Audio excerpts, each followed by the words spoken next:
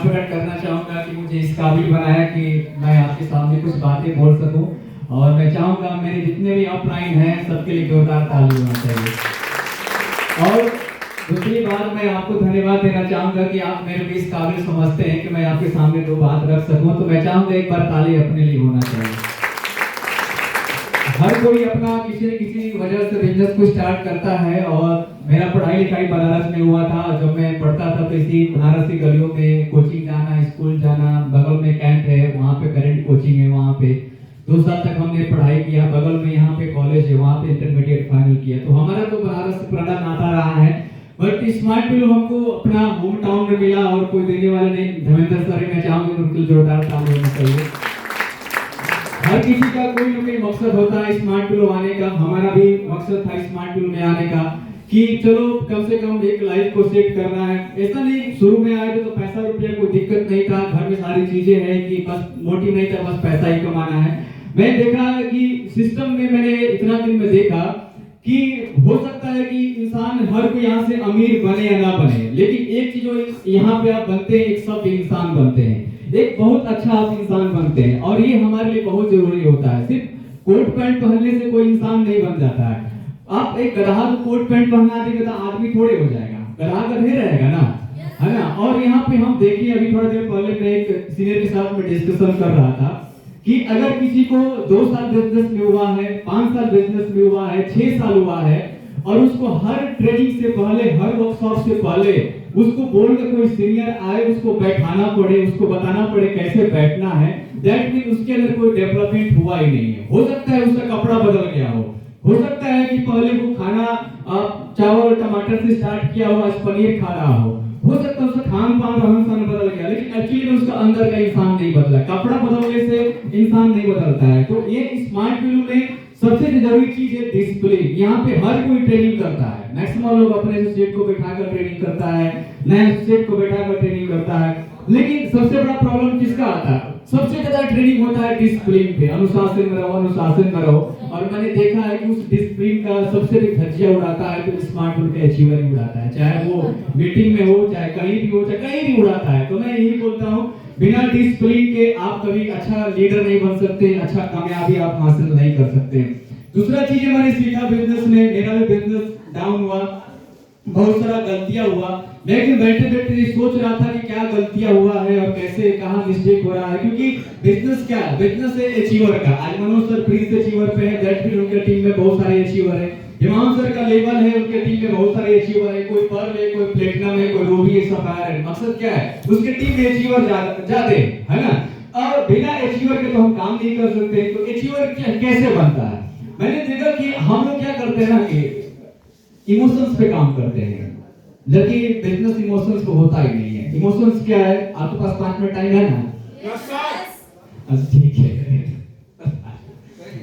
एक बार महाभारत का जब युद्ध खत्म हुआ था तो दुर्योधन ऐसे मरने वाला ही था, तो उसके पास कृष्ण जाते हैं, मुस्कुराते हुए जाते हैं, हमेशा मुस्कुराते जाते हैं।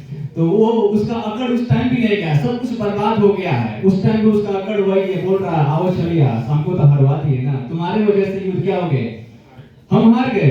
तो वो बोलते हैं कि तुम मेरे वजह से युद्ध नहीं हारे, तुम अपने चयन की वजह से युद्ध हारे हो। तुमने जैसा निर्णय लिया उसकी वजह से तुमको क्या मिला है? परिणाम मिला। बोला कि हम समझे नहीं। बोले कि तुम्हारे पास में एक से एक धुरंधर थे, एक से एक लीडर थे, लेकिन तुम अपना इमोशंस ने, भावनाओं में बहकर तुमने सेनापति किसको बनाया? पहला दिन आप पढ़ेंगे तो उसमें पहला 1 से लेकर 10 दिन तक जो सेनापति बने भीष्म पितामह को, और वो पितामह जो पांडवों को खिलाए थे, पांडवों को पाल पोस को बड़ा किए थे, तो वो पितामह पांडवों को वार कैसे करेंगे? 10 दिन तो डिफेंस में निकल गया, वारे नहीं, अपने बचाव 10 दिन उसका ऐसे निकल गया। दूसरा गलती बोले कि तुमने दूसरा गलती क्या कर दिया? वो जब भीष्म पितामह हटे तो उसके बाद तुमने उनको सेनापति किसको बना दिया? द्रोणाचार्य को बना दिया। और वो द्रोणाचार्य पांडवों को सिखाए थे। वो गुरु शिष्य को वार कैसे करेगा? उसी डिफेंस में 5-6 दिन 15 दिन तक ऐसे निकल गया। फिर तीसरा गलती की कि तुम अपना इमोशंस में आके बोले कि मेरा कर्ण मेरा दोस्त है।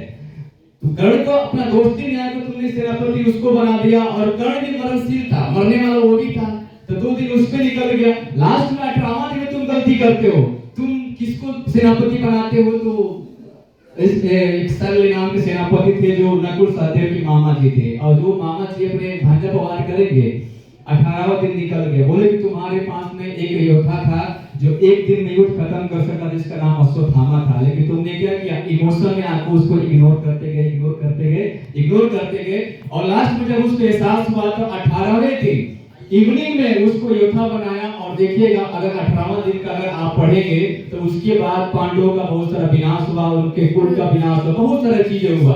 एक समय कम है, बस मैं आपको मैसेज देना चाहता हूं कि हम इमोशंस में, हमारे टीम में बहुत सारे अच्छे अच्छे लीडर्स होते हैं, अच्छे अच्छे पढ़े लिखे लड़के लड़कियां आते हैं, लेकिन हम क्या सोचते हैं कि हमारे टीम का पुराना लड़का है, हमारे टीम का ये बहुत गरीबी लड़का हमको बहुत इज्जत देता है, तो उसकी गलतियों को इग्नोर करते हैं, अपलाइन से छिपाते हैं, और जो नया नया पढ़ा लिखा लड़का आता है उसको इग्नोर करते जाते हैं, इग्नोर करते जाते हैं, और हो सकता है कि वो उससे बेहतर निकल सकता था, लेकिन हम क्या करते हैं, सिस्टम पे काम करते ही नहीं है, इमोशंस पे काम करते हैं। और कोई भी बिजनेस आप देखिए, कोई भी काम, चाहे स्मार्ट के बाहर भी जाकर देखिए, कभी इमोशन पे, आज सरकार, देश की सरकार है देश में, तो वो इमोशन से फैसला नहीं लेती है, वो सिस्टम पे ही फैसला लेती है। हमें भी फैसला किस पे लेना होगा, सिस्टम पे, लीडर तैयार करना होगा, है ना।